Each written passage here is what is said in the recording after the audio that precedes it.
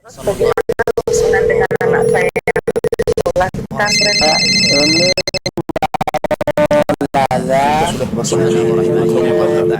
Terima kasih kemudian Bapak. Bismillah. Assalamualaikum warahmatullahi wabarakatuh. Alhamdulillah.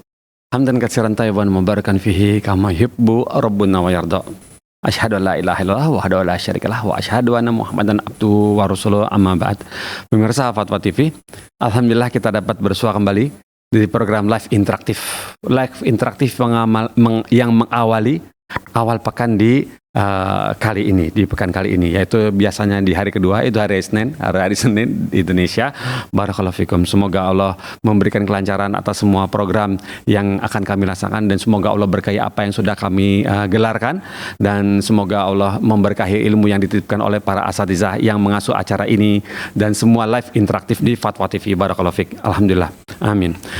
Pemirsa Fatwa TV, kali ini live interaktif yang kami gelar adalah live interaktif bekal muslim, bekal seorang muslim. Acara ini sudah masuk ke episode 156. Dikali tuh, 156 episode. Ya, dalam 1 jam 60 menit. Dalam 1 jam itu Ustadz bisa menjawab minimal 10, 12 atau 13. Kali 156. Banyak ya, Masya Allah, barakallahu fikum. Dan lebih dari hampir 200 pertanyaan yang sudah jawab. Dan yang mengasuh acara ini juga sudah menjawab acara fatwa-fatwa ya, yang durasinya bervariasi, ada yang 4 menit, 5 menit, 6 menit, bahkan ada yang panjang sampai 10 menit. Itu sampai ke episode fatwa-fatwa 600 episode. Masya Allah, semoga Allah memberkahi ilmunya. Dan kami mohon kepada pemirsa, ambillah pelajaran yang sudah kami gelar. Semoga bisa memanfaatkan acara kami, semoga bisa menemukan apa yang telah kami upayakan. Semoga Allah memberkahi ilmu yang nempel pada antum, yang antum pelajari. Barakallahu fikum. Acara ini sudah digelar 4 tahun, ya, 150 episode lebih 4 tahun dan ongoing, ya, berjalan. Barakallahu fikum. Dan kami akan memberikan 2 pengumuman. Pertama, pengumuman untuk bertanya di acara kali ini sedikit berbeda. Yang biasanya kontaknya ke 0331 ya, Kota Jember. Kali ini 021 Jakarta di 212323333. Kode Jakarta 021 212-32333. Atau yang kedua di WhatsApp call. WhatsApp call itu di 0821 7000 6087 7000 6087. Ya, di save dulu nomornya, baru ditanyakan, kemudian cari sinyal yang kuat, sinyal yang bagus, sehingga Ustadz mendengarnya lancar, tidak terputus-putus, dan Ustadz juga menjawabnya nanti tepat begitu ya. Dan yang bertanya, pemirsa yang bertanya juga puas begitu. Barakallahu fikum. Dan satu lagi yang kami umumkan, banyak ya. Satu lagi yaitu adalah kami menyediakan link atau wasilah atau wadah untuk media, untuk ta'awun dakwah bersama Fatwa TV seperti yang tertera di layar. Itu dia.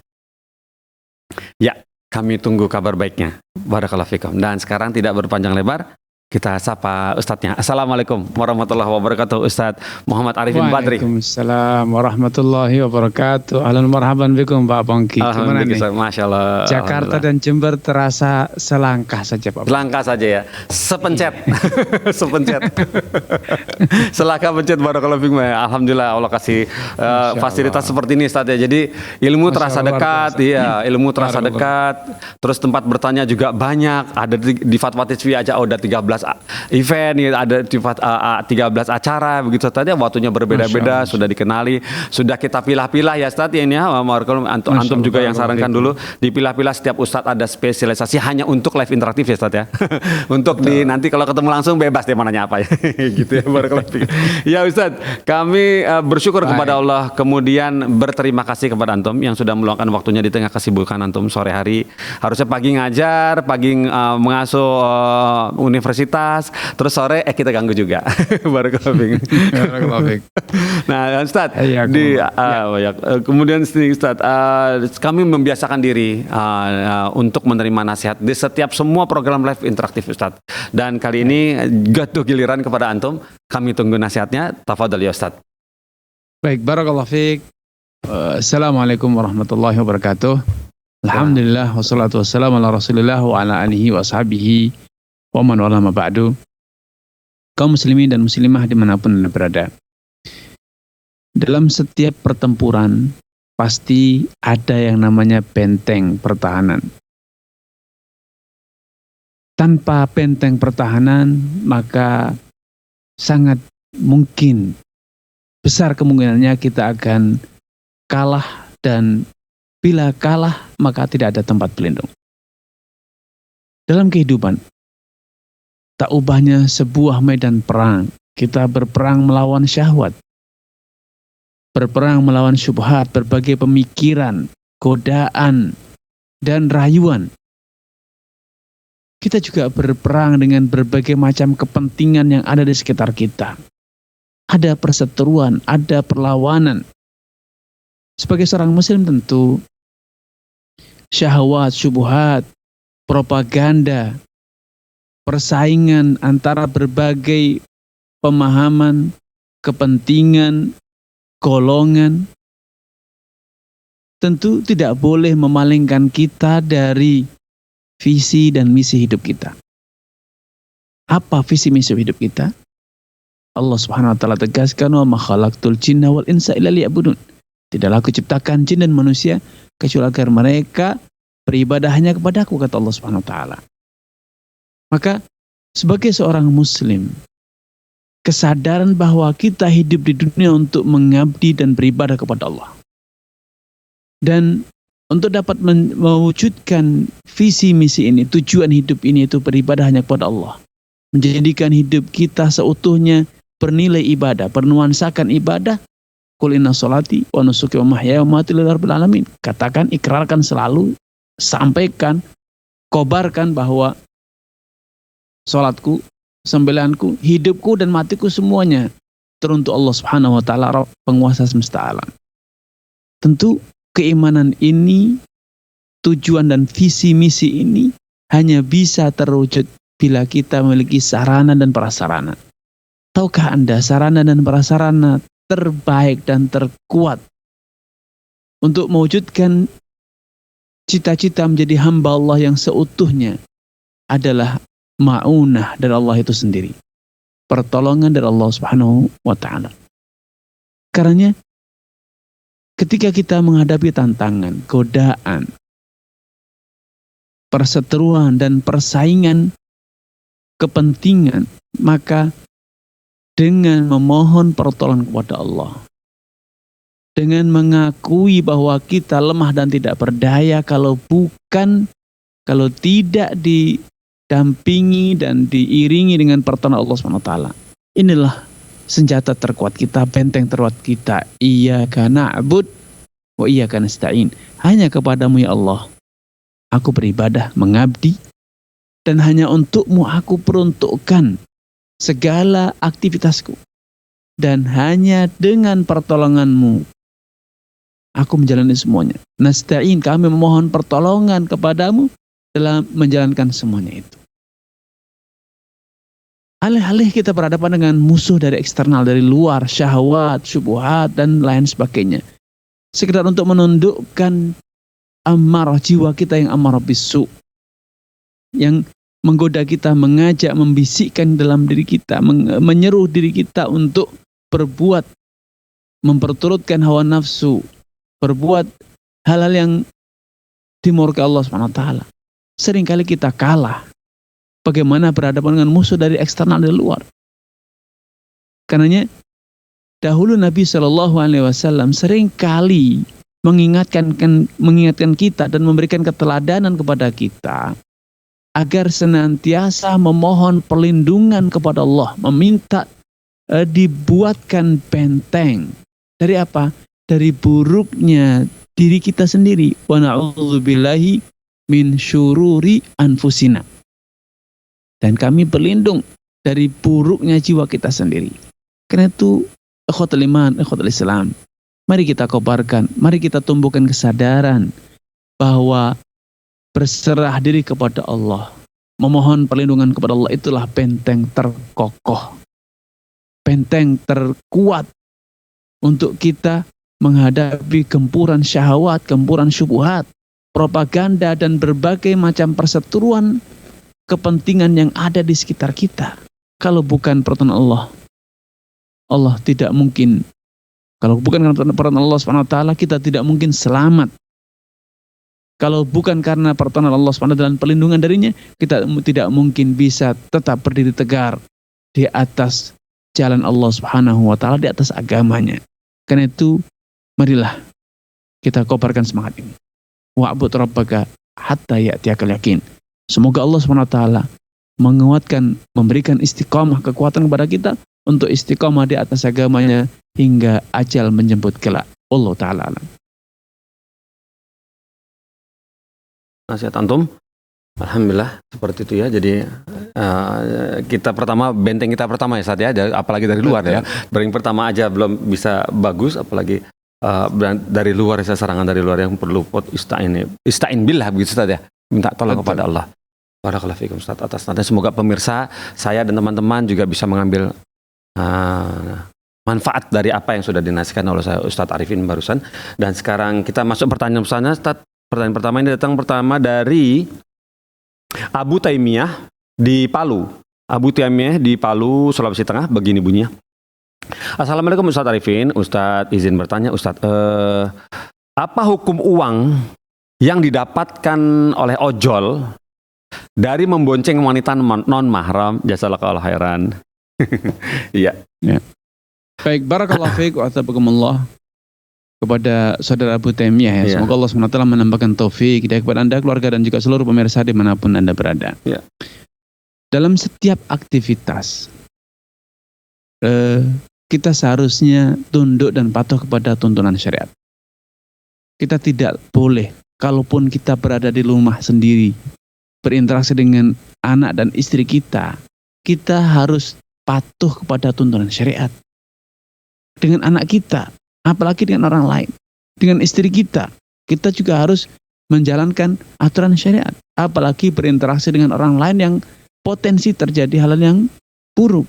Ya, dengan istri sendiri saja kita harus mengikuti koridor, ya, aturan syariat. Nah tentu ketika kita bekerja sebagai ojol atau yang lainnya, dan ternyata menyebabkan pekerjaan kita, job kita, profesi kita, menyebabkan kita berinteraksi langsung dengan non-mahram, wanita yang bukan mahram kita. Bahkan mungkin terjadi sentuhan, berpegangan, dan seterusnya. Tentu ini satu tindakan yang haram. Sebelum kita berbicara tentang penghasilan, ini adalah sebuah dosa. Kalaupun kita tidak mendapatkan penghasilan, tidak menerima upahnya, maka apakah dengan tidak menerima upah berarti kita terlepas dari dosa? Tentu tidak. Dosa akan tetap melekat walaupun kita tidak menerima upah, apalagi bahkan mungkin kita yang memberinya. Mau tidak saya boncengin, saya kasih upah misalnya. Itu kita tetap berdosa. Maka saya mengajak Abu Taimiyah untuk berpikir lebih komprehensif. Problem yang Anda hadapi bukan sekedar upahnya halal atau tidak halal. Perbuatan Anda itu sendiri itu adalah perbuatan yang haram. Kalaupun Anda tidak menerima upah, tetap Anda berdosa. Dan itu tentu lebih besar ya daripada sekedar permasalahan upahnya. Karena kalau upah Anda masih punya alasan, masih punya sedikit mungkin dalih. Saya tidak sebutkan alasannya. Anda punya sedikit dalih untuk membela diri bahwa ini adalah pekerjaan, mungkin Anda terdesak kondisi ekonomi dan seterusnya. Tetapi apapun kondisinya, itu tidak menjadikan Anda memiliki dalih atau alasan yang membenarkan tindakan Anda berinteraksi secara langsung, bahkan secara sangat erat seperti itu ya, hubungannya sangat dekat dengan non-mahram yang itu. Saya yakin Anda sadar bahwa ketika Anda memboncengkan non-mahram itu, di dalam diri Anda ada bisikan-bisikan yang negatif. Bahkan di dalam diri Anda pun ada perasaan tidak nyaman. Rasulullah SAW telah memberikan koridor tentang apa itu dosa. Al-ithmu mahaka fi nafsika wa karihta an yattali alaihin nas. Dosa itu adalah sesuatu yang kamu sendiri tidak merasa nyaman. Hatimu terasa bergejolak dan engkau tidak senang kalau kondisi tersebut diketahui oleh orang lain. Nah, Kemudian yang kedua, masalah penghasilan Anda, karena apa yang Anda lakukan itu adalah satu tindakan yang haram, tindakan yang tidak sesuai tuntunan syariah, maka sudah bisa dipastikan penghasilan Anda pun tidak halal untuk Anda gunakan, tidak halal untuk Anda dapatkan, karena Anda memberikan jasa yang haram, yaitu mengantarkan wanita yang non mahram. Ya, karena itulah yang Anda kemudian Anda mendapatkan upah. Maka saya sarankan, selain beristighfar, bertobat Allah SWT, menyesali dan tidak mengulang, saya sarankan Anda untuk mensedekahkan penghasilan Anda itu dari order tersebut kepada fuqara dan masakin. Allah Ta'ala alam. Masya Allah, seperti itu ya Ustaz. Kalau boleh tahu berapa persen Ustaz yang disedekahkan kepada fuqara? Apa yang dia dapat dari penghasilan dia setiap order wanita yang non mahram tadi itu yang disedekahkan. Oh begitu ya. Ya kan nggak selalu, iya betul Ustaz. Nggak selalu perempuan. Nggak selalu perempuan, betul Ustaz. Tapi Ustaz, begini Ustaz, kenyataan setiap hari, karena hari-hari saya juga naik kendaraan umum Ustaz, mass transportation seperti itu. Di Jakarta itu yang keluar tuh kebanyakan yang bekerja wanita Ustaz. Penuh Ustaz. Jadi lebih sedikit laki-laki justru yang bekerja lagi dengan mass transportation ini Ustaz, begitu. Jadi memang bertaburan. Jadi memang nasihat antum ini betul-betul mengena sekali untuk mereka-mereka yang berprofesi seperti ini Ustaz. Jadi nggak bisa dianggap enteng juga Ustaz, betul. Profesi ini banyak sekali dan menjamur begitu. Dan diandalkan oleh mereka-mereka. Barakallahu fikum Ustaz atas nasihatnya. Kepada Abu Tamiyah, semoga bisa menjadi pelajaran ya pemirsa, buat pemirsa-pemirsa lain yang berprofesi yang sama begitu. Bagi yang memboncengkan wanita, nah itu disedekahkan kepada yang lain. Nah, berusaha dapat yang laki-laki deh ya, seperti menawarkan langsung untuk ke penumpang laki-laki. Dan kemudian pertanyaan berikut, Faisal Aditya yang bertanya adalah Faisal Aditya di Jakarta Utara, begini bunyinya. Assalamualaikum Ustadz Arifin, semoga Allah menjaga antum, semoga menjaga antum semua. Maaf izin bertanya Ustadz, sekarang sedang banyak jasa badal umroh atau haji untuk orang tua yang sudah meninggal, yang relatif lebih murah dibanding kita daftar haji sendiri.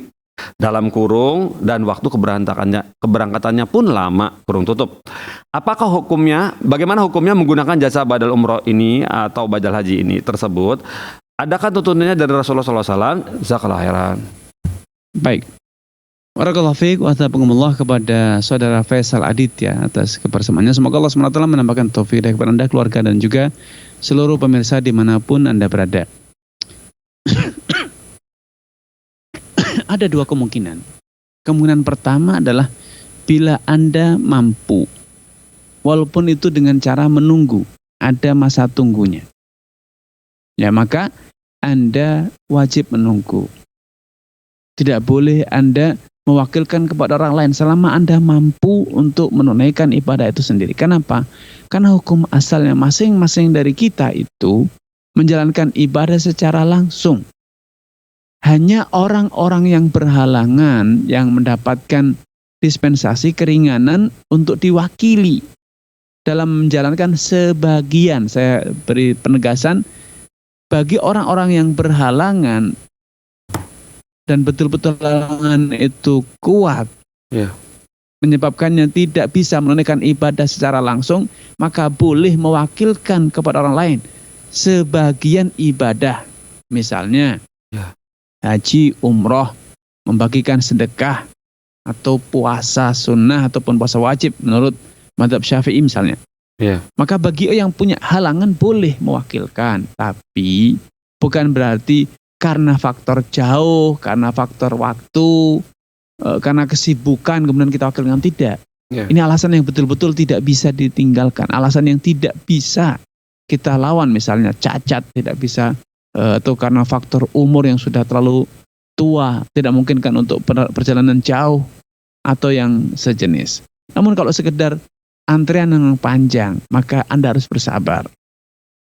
Panjangnya antrian tidaklah lebih menyusahkan dibanding jauhnya jarak tempuh yang dahulu dilakukan oleh orang-orang terdahulu, nenek moyang kita yang melakukan perjalanan itu bisa 6 bulan, bisa 1 tahun, ya, bahkan dengan sebagian mereka berjalan kaki. Tentu itu lebih berat dibanding Anda sekedar menunggu barang sekian tahun, ya. Dan kemudian bagi yang mewakili, ini yang harus dipastikan, bagi yang mewakili benar-benar sudah pernah menunaikan haji dan umroh untuk dirinya. sebagaimana dikisahkan dalam hadis Syubrumah, suatu hari ada seorang lelaki yang dikenal dengan Syubrumah bertalbiyah Allahumma labbaik Allahumma an Syubrumah. Ya, ada orang laki-laki yang bertalbiyah atas nama Syubrumah. Maka Rasulullah segera bertanya, siapakah Syubrumah itu? Qaribun li au akhun li, yaitu kerabatku atau memang saudaraku. Maka Nabi kemudian bertanya, ahajata an nafsik, apakah kamu sudah berhaji untuk dirimu sendiri? Dijawab, iya, sudah. Hujjah an nafsika, tsumma hujjah an Syubrumah. Kalau memang kamu sudah berhaji, silahkan kau haji untuk dirimu sendiri sebelumnya, dan kalau sudah, barulah kamu boleh menghajikan Syubrumah. Dan ada riwayat lain, misalnya seorang wanita dari Khatham bertanya kepada Rasulullah SAW, inna faridallah ala ibadihi fil hajj adrakat abi syekhan kabiran la yathbutu ala rahilah. Kewajiban haji yang Allah wajibkan atas hambanya telah mengenai ayahku. Ya, ayahku telah berkewajiban untuk menunaikan haji. Dia punya uang, punya modal untuk berangkat haji. Namun sayangnya ayahku sudah terlanjur tua renta sehingga tidak lagi bisa naik kendaraan.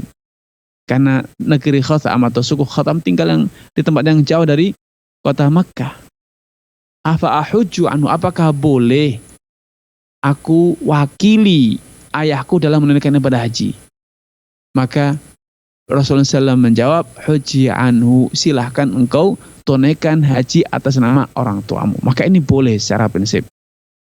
Nah, di kalangan para ulama terjadi pembahasan bagaimana kalau ternyata yang menghajikan itu adalah orang yang meminta upah, bukan sekedar meminta untuk dibiayai keberangkatannya, perjalanannya.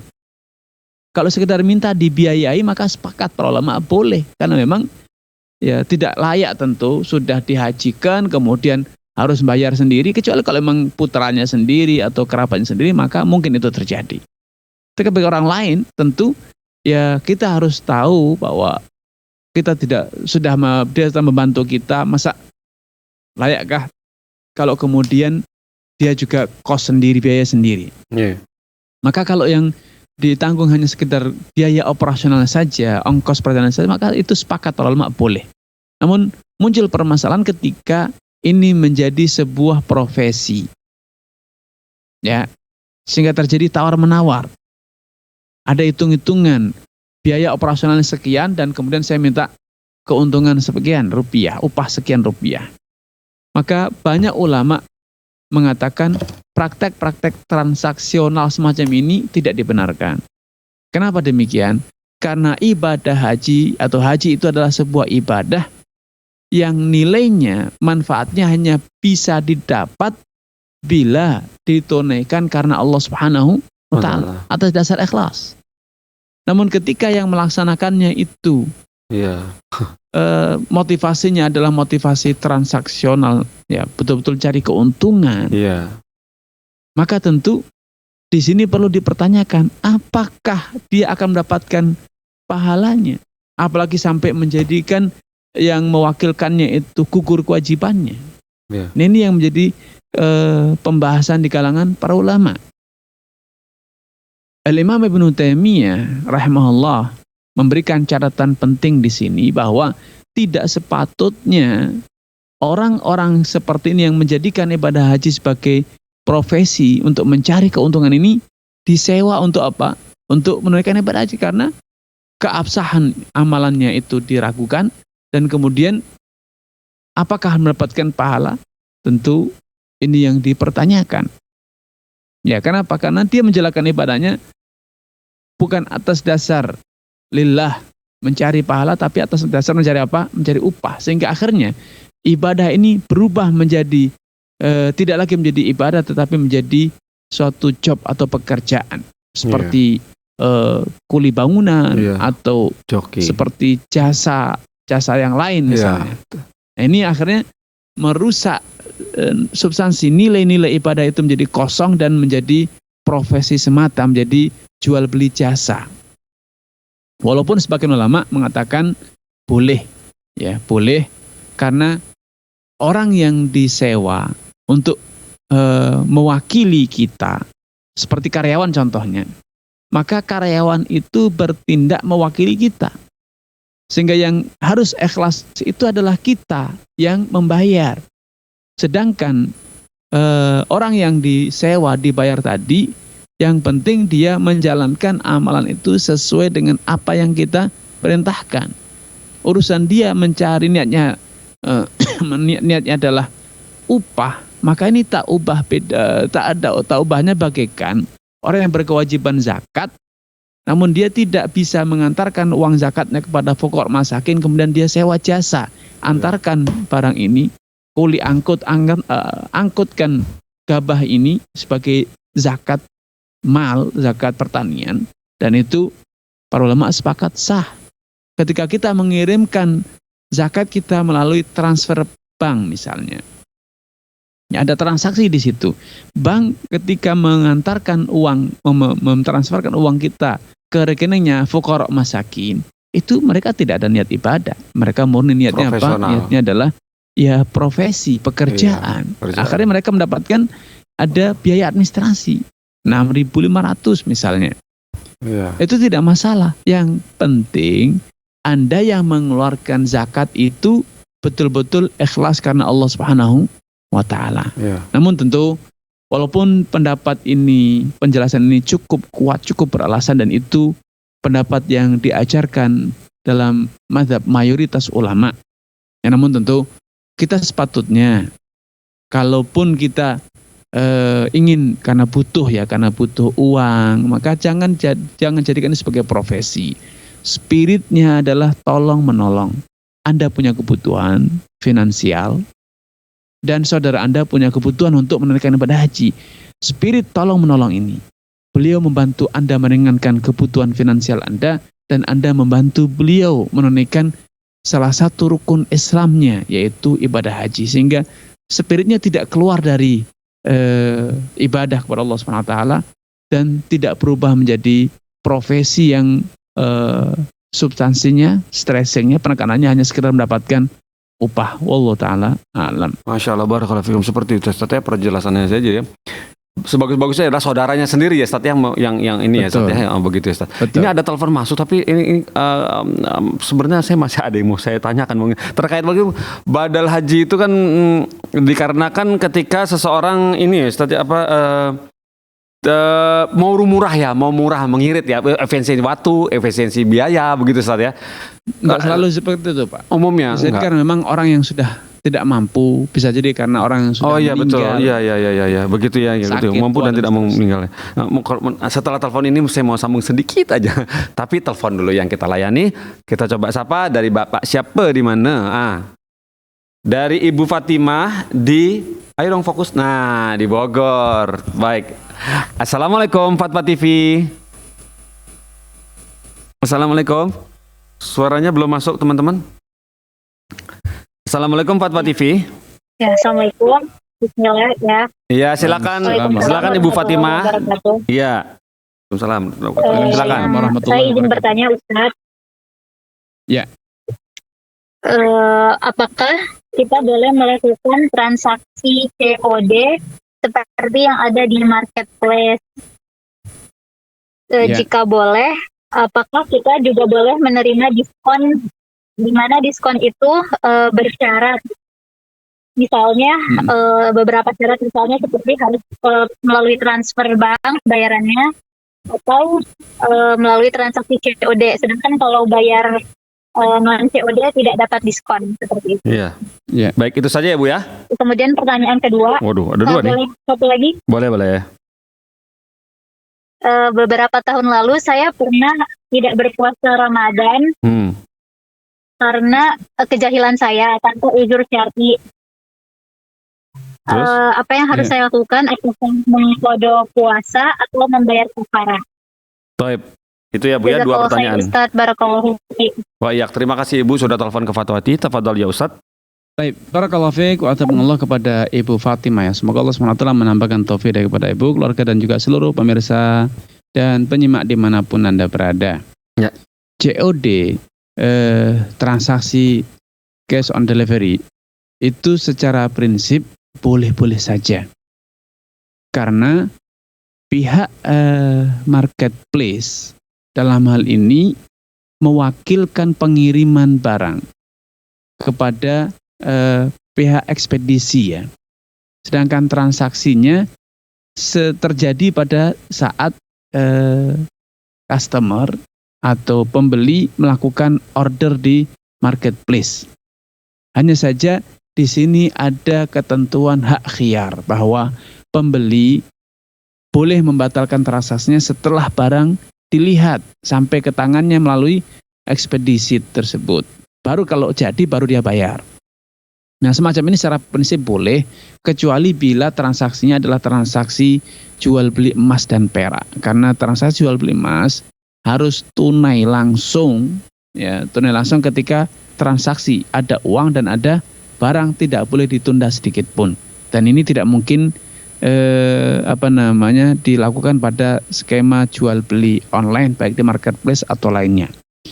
Kemudian ketika ada bonusnya dipersyaratkan harus top up dulu di misalnya dompet virtual atau menggunakan rekening bank, ya, maka ini tidak dibenarkan secara aturan syariat karena kemungkinan besar diskon-diskon tersebut diberikan oleh dompet virtual untuk memotivasi masyarakat melakukan top up ataupun oleh bank untuk melakukan penyimpanan dana di bank tersebut.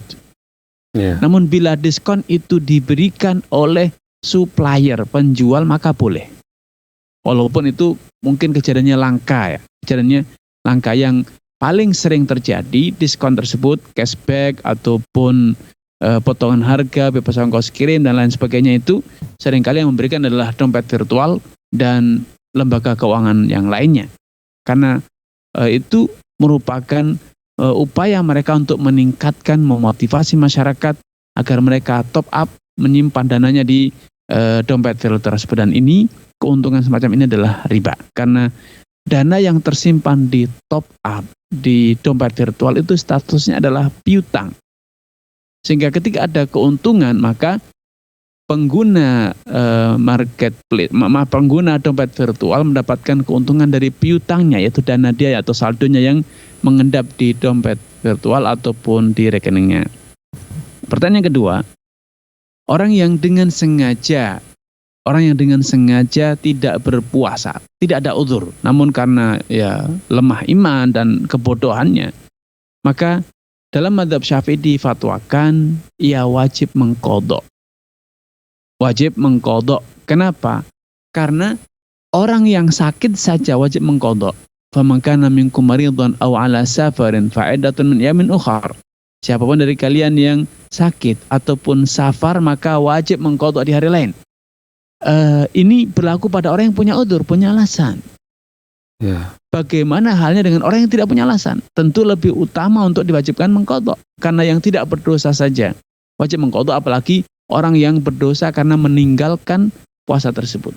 Namun ada pendapat yang menyatakan bahwa orang yang dengan sengaja meninggalkan puasa atau sholat atau ibadah yang lainnya yang wajib tidak lagi sah untuk diqadha, karena ketika dia mengqadhanya berarti dia telah menunaikan ibadah tidak pada waktunya.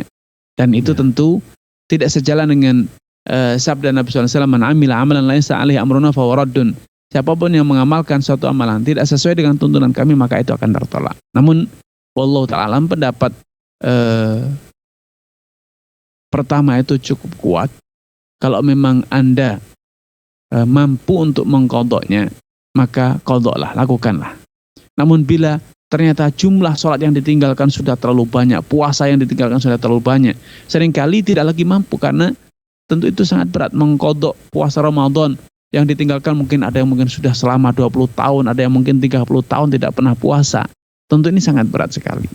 Padahal prinsip Islam, la yukallifullahu nafsan illa wus'aha, ma ja'alallahu 'alaikum fid dini min haraj. Allah tidak pernah menjadikan ada kesusahan, ada hal yang dapat menyusahkan hambanya dalam urusan agama ini.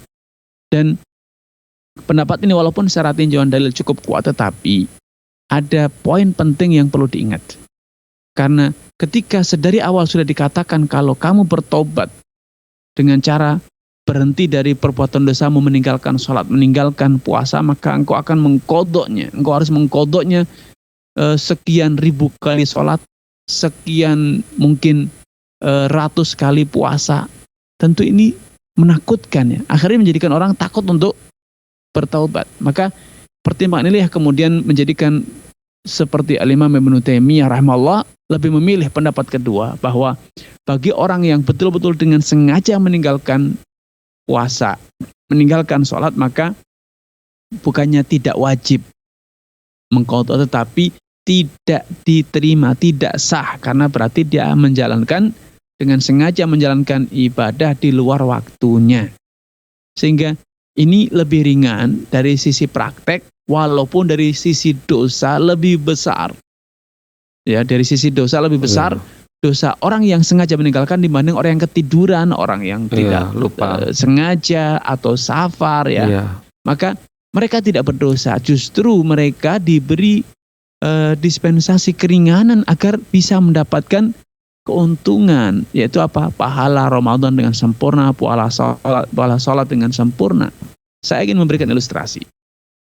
Ketika ada pembagian misalnya BLT, sederhana saja, yang nilainya per kupon per orang mendapatkan 10 juta rupiah.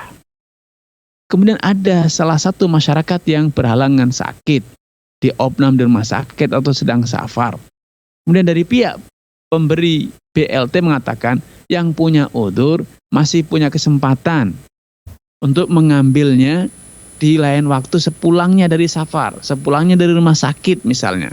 Maka tentu ini bukan berarti dibebani, bukan berarti dia disusahkan. Kok merepotkan orang yang sakit harus dengan merepotkan orang yang safar harus mengambil BLT. Kenapa sudah tidak dihapus saja hak BLT-nya? Tentu masyarakat akan berkata tidak. Justru mereka butuh untuk mendapatkan kesempatan memanfaatkan BLT tersebut. Nah, ini pola pikir yang harus kita bangun. Ibadah itu bukan beban, ibadah itu adalah peluang, ibadah itu profit, ibadah itu adalah keuntungan. Ibadah itu profit. Sehingga ketika ada kesempatan untuk mengqadha, maka itu adalah sebuah peluang mendapatkan profit. Namun orang yang dengan sengaja, maka tidak layak untuk diberi kesempatan. Solusinya apa? Solusinya bertobat, selesai. Pintu kebaikan tersebut telah tertutup. Waduh. Seperti halnya orang kafir yang masuk Islam setelah umur 50 tahun, 60 tahun dari umur hidupnya. Dia tidak diberi kewajiban mengqadha karena dia sengaja tidak memasuk Islam dan tentu sengaja tidak sholat, tidak mengamalkan ibadah yang lain. Maka tidak diwajibkan mengqadha, tetapi dia telah kehilangan kesempatan mendapatkan pahala yang begitu banyak. Wallahu ta'ala a'lam. Masya Allah, barakallahu fikum. Seperti itu Ustaz ya. Jadi jika sengaja atau abai begitu sadar, maka tidak ada kewajiban untuk mengqadha begitu Ustaz ya. Barakallahu fikum. Dan ini sudah ada telepon lagi. Coba kita sapa dari Ibu Iis di Bandung. Assalamualaikum Fatwa TV. Iya, assalamualaikum warahmatullahi wabarakatuh. Silakan. Assalamualaikum Ustaz. Waalaikumsalam warahmatullahi wabarakatuh. Izin tanya. Ada ada yang menitipkan buku banyak pokoknya ya. Katanya itu buku kitab sholat. Tapi setelah saya lihat di kitab dari bacaan wudhu dan semua sholat-sholat sunat yang lainnya itu saya baca itu banyak yang doa-doa yang tidak diajarkan oleh Rasulullah, dan itu harus dijual kepada majelis taklim. Kebetulan saya itu jemaah majelis taklim di daerah saya, nitip kepada saya terus harus dijual sama ibu-ibu ya, khusus majelis taklim ibu-ibu harus dijual. Nah, pertanyaan saya, bolehkah itu saya menjualnya kepada yang lain tentang buku itu? Sebab saya tahu buku itu banyak doa-doa yang tidak diajarkan oleh Rasulullah. dari tentang sholat, bacaannya dan semacam yang selain-lainnya Saya gitu. tangkap pesannya, Bu. Baik. Saya minta Sudah cukup, Bu? penjelasan dari Ustadz. Baik, Ibu. Terima kasih Ibu. Syukron, sudah telepon jazakallah kita khairan. tadi. Iya. Assalamualaikum warahmatullahi Afwan. wabarakatuh. Waalaikumsalam warahmatullahi wabarakatuh. Tafadhol Baik, Ustaz. barakallahu fiik wa astaghfirullah kepada Ibu Iis di Bandung ya. Semoga Ya. Allah SWT menambahkan taufik hidayah kepada Ibu, keluarga dan juga seluruh pemirsa dan penyimak dimanapun Anda berada. Memang kita tidak pungkiri di masyarakat, di toko-toko buku banyak beredar buku-buku agama yang dengan harga yang murah, ya, dijual dengan sangat murah sekali, namun kandungannya, isinya tidak seutuhnya bisa dipertanggungjawabkan. Baik itu buku-buku tentang panduan sholat, panduan ibadah, wudhu, dan lain sebagainya. Banyak buku-buku yang ditulis oleh orang-orang yang tidak kredibel. Bagi mereka yang penting mendapatkan profit ataupun royalti. Nah ini yang tentu kita sebagai pedagang, atau kalaupun kita bukan pedagang, kita sebagai koordinator majelis taklim, tentu kita punya tanggung jawab secara moral, secara spiritual, bahwa ketika kita merekomendasikan, menawarkan, itu adalah sebuah rekomendasi. Ya. Tentu kita harus sadar bahwa kita akan ikut bertanggung jawab ketika memasarkan buku-buku yang tidak bagus macam itu. Tentu karena pertanyaan saya tidak bisa melihat bukunya seperti apa, maka saya tidak bisa menjawab secara pasti. Namun saya ingin memberikan satu kaidah umum, koridor umum, bahwa kalau memang kita merasa bahwa buku tersebut kesalahannya terlalu fatal, ya, tidak ada buku yang selamat dari kesalahan utuh, benar 100% tidak ada. Ya. Siapapun itu, ya, siapapun bukunya itu. Ya. Apapun buku-buku hadis, misalnya hadis Imam Tirmidzi, Abu Dawud, ada hadis-hadis yang dhaif, ya, ada yang lemah.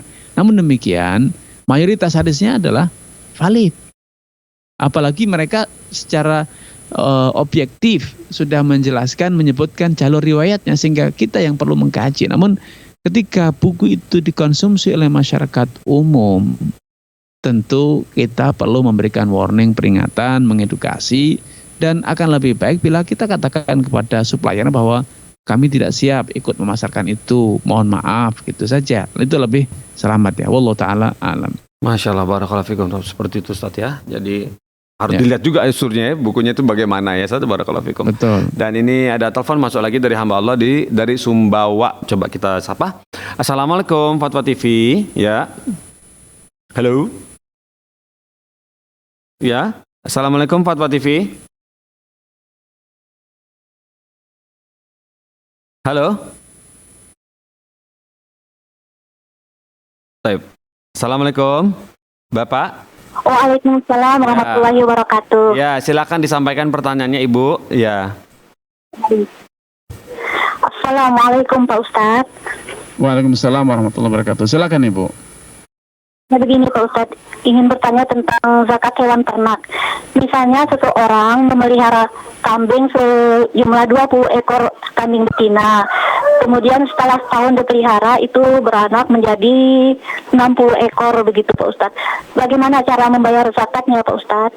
Kemudian bagaimana kalau hewan ternak ini hasil bekerja antara suami istri sehingga mencapai satu nisab atau satu haul begitu Pak Ustadz? Baik Ibu. Bagaimana cara membayar zakatnya? Boleh untuk jiwa atau bagaimana? Digembala Ibu. Maaf Ibu. Iya, Hewannya digembala atau diberi pakan Ibu? di Gembala Pak Ustadz. Baik Ibu. Baik.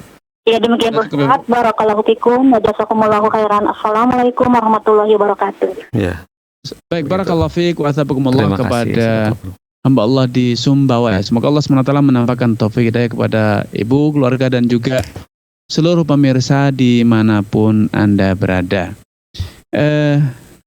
Pertama yang perlu diingat bahwa hewan ternak yang wajib dizakati adalah hewan ternak yang digembala atau minimal mayoritas waktunya itu digembala, bukan diberi pakan. Adapun hewan-hewan yang di kandang, pemeliharanya itu membuat konsentrat misalnya atau pakan, dengan cari rumput atau yang lainnya, maka ini tidak wajib di zakat. Rasulullah SAW bersabda, laisa wa fil ghanami fi sa'imatiha zakah. Hewan ternak yang digembala, domba yang digembala itu ada zakatnya. Yang kedua, bila kriteria telah terpenuhi bahwa memang dombanya itu digembala, maka nisabnya zakat kambing itu bila telah mencapai 40 ekor. 40 ekor itu minimal. Kalau sudah mencapai 40 ekor maka wajib zakat 1 ekor. Sehingga tadi disampaikan semula 50 ekor, artinya sudah mencapai nisab. Dan kemudian digembala menjadi selama setahun menjadi 60, maka zakatnya 1 ekor, tetap 1 ekor. Karena belum sampai 120. Ketika zakat kambingnya nanti mencapai 121 ekor, zakatnya 2 ekor. Tapi selama masih 120 atau kurang sampai 40 ekor, maka zakatnya 1 ekor. Nah, kalau tadi disampaikan bahwa domba-domba itu milik 2 orang, suami dan istri, maka selama digembala bersama, di kandang di tempat yang sama, diberi minum di tempat yang sama, atau yang diistilahkan oleh para ulama dengan khultoh, pencampuran, penyatuan hewan ternak, maka tetap berkewajiban untuk dizakati 1 ekor. Berbeda bila mereka suami istri ini menggembala sendiri-sendiri, punya kandang sendiri-sendiri, tempat minum sendiri-sendiri, maka kalau kambing mereka belum sampai 40 ekor maka belum wajib dizakati. Wallahu taala a'lam. Masya Allah, barakallahu fikum Ustaz, seperti itu ya. Jadi kondisinya yang dialami oleh Ibu Allah di Sumatera, di Sumbawa seperti itu. Dan ini sudah masuk lagi telepon dari Jakarta. Coba kita sapa. Assalamualaikum Fatwa TV. Yuk. Assalamualaikum. Halo. Ya, assalamualaikum. Waalaikumsalam. Ya, Ibu. Warahmatullahi wabarakatuh. Ya, silakan ditanyakan, disampaikan pertanyaannya kepada Ustadz Arifin. Adik, ya. Baik Ustadz. Izin bertanya Ustadz, bagaimana hukumnya jika menikah dengan kondisi sedang junub, baik itu mempelai pria, wali nikah, dan saksi? Apakah akadnya tetap sah? Baik.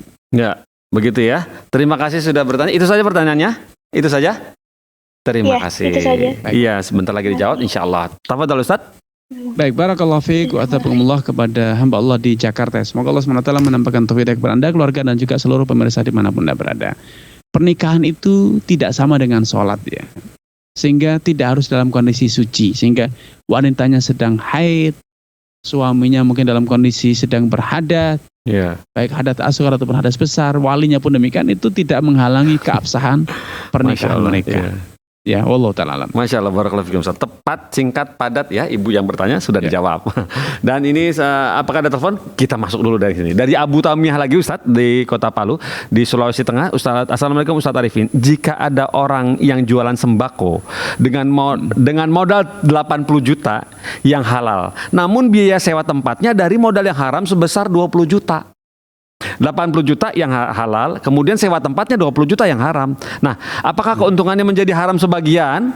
Tanda tanya. Walaupun bahan jualannya seperti minyak, beras, dan lain-lain itu 100% halal. Nah, mohon pencerahannya, jazakallahu khairan. Baik. Barakallahu fiik wa atakumullah kepada Abu Tamiah. Semoga Allah SWT menampakkan taufik kepada Anda, keluarga, dan juga seluruh pemirsa dan penyimak dimanapun Anda berada. Iya. Apapun yang terjadi selama modal kita itu bercampur antara yang halal dengan yang haram, maka berarti penghasilannya adalah bercampur yang halal dengan yang haram pula. Karena walaupun uang yang untuk belanjanya itu semuanya halal, hasil warisan misalnya, tapi untuk sewanya itu adalah hasil mencuri, hasil korupsi, hasil menipu misalnya, maka ini bercampur karena Anda tidak akan bisa jualan kalau tidak punya tempat. Sehingga penghasilan Anda itu akan bercampur antara yang halal dengan yang haram, atau yang disebut dengan syubhat.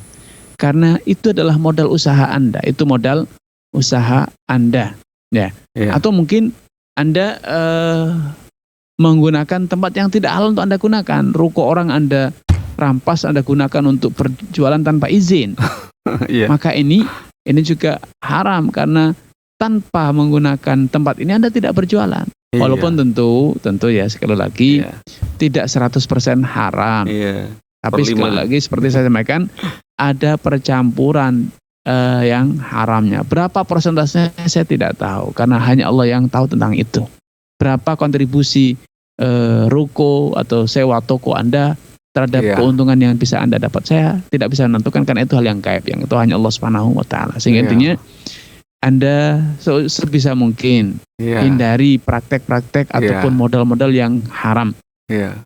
Betul-betul manfaatkan modal yang halal agar rezeki yang Anda dapat itu Iya. mendapatkan keberkahan dari Allah Subhanahu wa taala. Ya, baru seperti itu. Allah Nasihat Ta'ala. dari antum ya, Ustaz. Dari 80% mendingan 60 dikurangi 60%, 60 jutanya 20-nya untuk sewa gitu, Ustaz ya. Jadi Betul, jangan bela-belain modal gede, taruhnya sementara ini tempatnya masih haram. Barakallahu fikum. Dan ini udah masuk lagi telepon dari Ibu Yuni di Pekanbaru. Kita sapa. Assalamualaikum Fatwa TV. Ya. Halo. Assalamualaikum Fatwa TV. Waalaikumsalam warahmatullahi wabarakatuh. Ya, Ibu Yuni silakan disampaikan pertanyaannya kepada Ustadz Arifin Badri. Iya, Pak Ustadz mau bertanya ini Ya, silakan. mengenai pemesanan kendaraan yang pakai aplikasi itu, Pak Ustadz. Ya. Jadi kadang kita kena dah langganan, kita catat nomor HP sopirnya, kita tidak melalui aplikasi, Pak Ustadz. Apa hukumnya itu? Apakah boleh? Baik. Karena ya takut aja nanti itu nggak halal gitu, karena saya Baik. juga nggak tahu prosedur di aplikasinya itu bagaimana, tapi kadang saya kenal baik sopirnya, bagus mobilnya, saya kalau pergi kajian kemana telepon dia aja langsung, dia antar gitu. Apa hukumnya? Itu aja Pak Ustadz. Jazakallah khairan. Wassalamualaikum warahmatullahi wabarakatuh. Waalaikumsalam warahmatullahi wabarakatuh. Wa iyyakum, Ibu. Barakallahu fiik wa ataqullah kepada Ibu Yuni di Pekanbaru. Pekanbaru ya. Semoga Allah Subhanahu wa taala menambahkan taufik hidayah kepada Ibu, keluarga dan juga seluruh pemirsa dimanapun Anda berada. Ya. Yang pertama, ketika kita memesan dengan cara telepon langsung, tidak melalui aplikasi. Karena kita kenal punya nomornya, akhirnya kita order langsung, maka secara prinsip halal. Secara prinsip halal dan tidak ada kewajiban menggunakan aplikasi. Urusan driver itu sudah menjadi anggota aplikasi, itu urusan mereka. Sedangkan ketika kita kenal sehingga akhirnya terjadi transaksi langsung tanpa melalui aplikasi dengan cara telepon langsung, maka itu halal bagi drivernya dan juga bagi ibu secara prinsip halal. Namun ada praktek yang serupa, Pak Pongki, Ya. di mana ordernya dengan aplikasi, ketika datang kata drivernya bahkan didoktrin ya, Pak Ya. tolong dibatalin saja ordernya. Ya. Agar apa? Agar transaksinya secara langsung saja, sehingga tidak kejadian atau transaksi itu tidak terekap di sistem aplikasi. Tentu ini cara-cara sebenarnya tidak dibenarkan dalam Islamnya. Ya. Karena itu adalah bentuk khianat. Ya. Bentuk khianat. Walaupun saya sendiri sebetulnya tidak begitu setuju dengan sistem-sistem online ini, marketplace, ojol dan sejenis. Karena ini adalah bentuk dari kapitalisasi. Mereka tidak fair. Mereka betul-betul ingin menguasai market dan kemudian menguasai driver, sehingga driver nanti akan dibebani potongan yang besar, sehingga drivernya tidak diuntungkan, customernya dibebani dengan biaya yang cukup besar juga. Yang ini tentu tidak fair ya. Praktek semacam ini seharusnya ditertibkan oleh pemerintah agar ekonomi kita tidak dikuasai oleh segelintir orang, sehingga terjadi persaingan. Masyarakat juga punya kesempatan untuk ojek, taksi, ada ojek pangkalan dan lain sebagainya. Namun karena ini bukan kapasitas kita untuk menghentikan, ya kita berkata apa adanya, bahwa ketika Anda sudah berkomitmen ikut dalam sebuah perjanjian kerja dengan aplikasi tersebut, ya Anda tidak boleh untuk kemudian merekayasa mengakali aplikasi itu dengan cara di-off-kan. Anda mendoktrin, mengajari customer untuk dibatalkan saja ordernya agar Anda tidak dibebani potongan. Nah, ini tentu Ya tentu cara-cara yang tidak dibenarkan. Al-muslimun ala syurutim. Setiap muslim itu seharusnya komitmen dengan setiap kesepakatan yang telah dicapai di antara mereka. Wallahu ta'ala alam. Oh, Masya Allah, barakallahu fikum, seperti itu ya Ustaz. Kemudian pertanyaan berikut ini, apakah ada telepon masuk? Wow, Masya Allah, deras. Maaf Pak Pongki, Ya. mungkin ini yang terakhir Pak Pongki ya. Oh iya, siap, insya Allah ini yang terakhir. Oh, udah 5 menit ini. Semoga bisa ini ya. Oh iya, taib. Semoga bisa cepat. Ya, kita sapa aja langsung. Assalamualaikum Fatwa TV. Assalamualaikum Fatwa TV. Waalaikumsalam warahmatullahi wabarakatuh. Ibu Miss Riyati di Jambi. Silakan Ibu. Iya, silakan dipercepat. Ya, saya mau bertanya Pak Ustadz. Ya. Ini ada pernikahan. Sambung menyambung, suami saya meninggal dulu dan saya menikah lagi, dapat duda anak 3. Nah, kalau menurut Islam tuh aku sudah tahu anak sama anak tuh anak dia sama anak aku mesti banyak anak dia. Aku sama anak dia udah banyak anak dia. Tapi sebagai seorang istri mestilah punya hak. Nah, saudara dia kan banyak, saudara aku kan enggak banyak, cuma 1. Katanya kalau disamakan, kata suami aku suruh kerja. Nah, itu cak mana menurut Islam? Terima kasih. Assalamualaikum warahmatullahi wabarakatuh. Waalaikumsalam warahmatullahi wabarakatuh Ibu Miss Riyati. Silakan Ustaz. Baik, barakallahu fiik wa taqabbalallahu kepada Ibu Miss Riyati ya di Jambi. Baiti Semoga Janati. Allah SWT menambahkan taufik hidayah kepada amin. Ibu Miss Riyati, keluarga dan seluruh pemirsa dan penyiar dimanapun berada. Amin.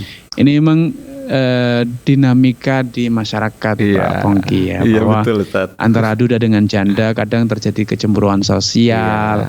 Kamu kan bawa 3 anak, saya bawa 1 anak, sehingga penghasilannya lebih banyak digunakan untuk membiayai 3 anak dan seterusnya. Tentu ini memang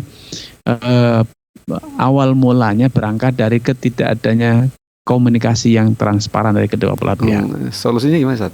Seharusnya dari awal dikomunikasikan dengan baik, dibicarakan dengan baik-baik, dan kemudian kedua belah pihak harus tahu hak dan kewajibannya.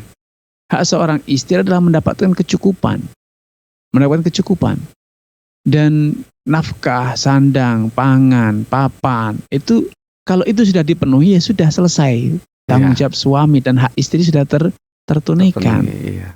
Tidak harus semua penghasilan suami yang masih ada sisanya dikuasai oleh istri. Sebagaimana hak istri itu juga harus dibicarakan yang dengan baik. Apa hak yang harus dipenuhi oleh suami, termasuk yang sandang, pangan, papan tadi ya. Ini dikomunikasikan dengan baik. Seberapa yang mampu diberikan oleh suami dan seberapa yang seharusnya didapat oleh istri, dikomunikasikan dengan baik. Semua itu seharusnya spiritnya adalah melayani, bukan menuntut. Istri punya spirit untuk melayani dan membahagiakan pasangannya. Suami pun spiritnya melayani dan membahagiakan pasangan. Jangan sebaliknya. Anda harus menjadi nilai tambah bagi saya ketika menikah. Nah, ini adalah spirit eksploitatif semacam ini, hubungan yang eksploitatif. Akhirnya yang terjadi, suami berperilaku seperti debt collector, istri pun sebagai penagih hutang. Ini tentu rumah tangga yang tidak akan pernah harmonis.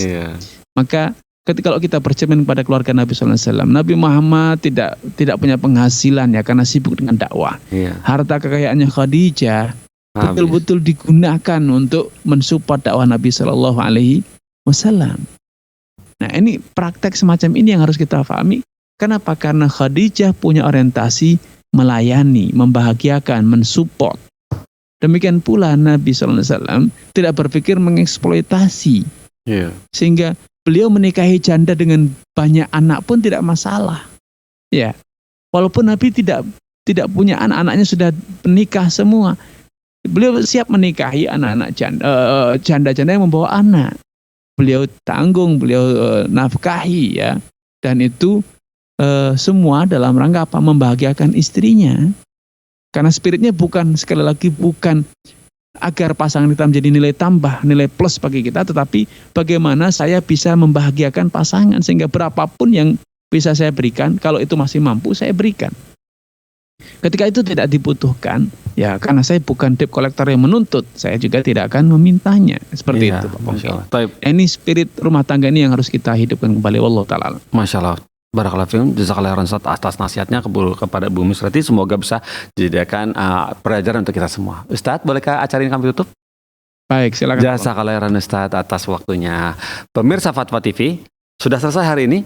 Semoga Allah nyambungkan kita lagi di acara yang sama, Ustadz yang sama, jam yang sama. Insya Allah di pekan depan. Kita tutup dengan kafaratul majlis. Subhanakallahumma wa bihamdik. Asyhadu an la ilaha illa anta astaghfiruka wa atubu ilaika. Wassalamualaikum warahmatullahi wabarakatuh. Jazakallahu khairan Ustaz. Bagaimana hubungan dengan anak saya yang sekolah pesantren? Sudah bersuci atau berwudu, kemudian bersentuhan dengan